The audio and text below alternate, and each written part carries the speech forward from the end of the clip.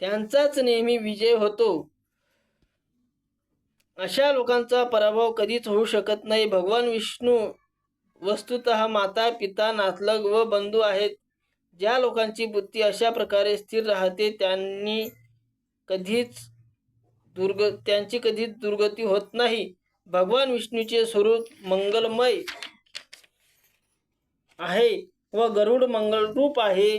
पुंडरीकाक्ष देखील मंगलरूप आहे व श्रीहरी तर पूर्णपणे मंगलाचे आधारस्तंभ आहेत.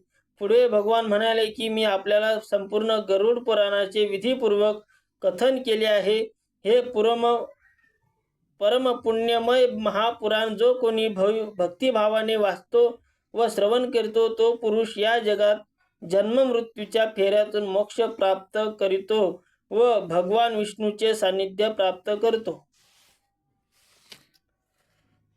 श्री भगवान विष्णू यांनी सांगितले, हे गरुडा, मृत्यूनंतर 10 दिवस गरुड पुराण ऐकल्याने सर्व पापातून मुक्तता होते. परलोकात केलेल्या कर्माचे फळ पितरास मुक्ती देणारे आहे आणि कर्ता म्हणजे पुत्र इच्छापूर्ती देणारे तसेच इहलोकी किंवा परलोकात सुख देणारे आहे. नास्तिक नीच कर्म करणारे पुरुष हे पितृ कर्म करीत नाहीत तर त्यांच्याकडून पाणी पिणे हे सुद्धा मदिरा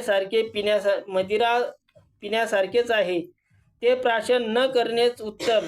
देव देवता आणि पितर त्यांच्याकडून ढुंकून सुद्धा पाहत नाहीत. पितरांच्या शापाने त्यांचे पुत्र पुत्री दरिद्रीच राहतात. प्रेताची क्रिया न करणारे ब्राह्मण, क्षत्रिय, वैश्य आणि शूद्र आदी सर्वांना चांडळा समान जाणले पाहिजे. गरुड पुराण श्रवण केल्याने विद्येस आणि क्षत्रियस पृथ्वीस मिळवतात. वैश्य धनवान होतो तसेच शूद्र पातकापासून मुक्त होतो. हे पुराण श्रवण करून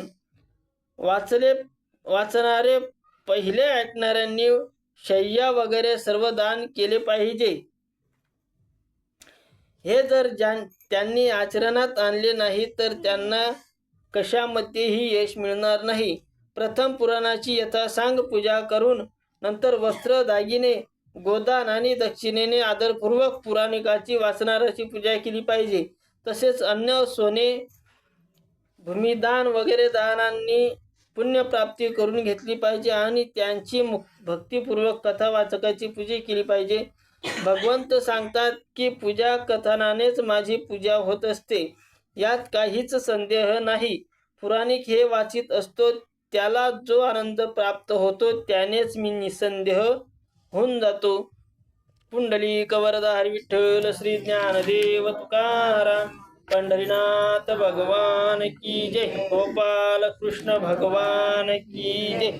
बालाजी भगवान की जय.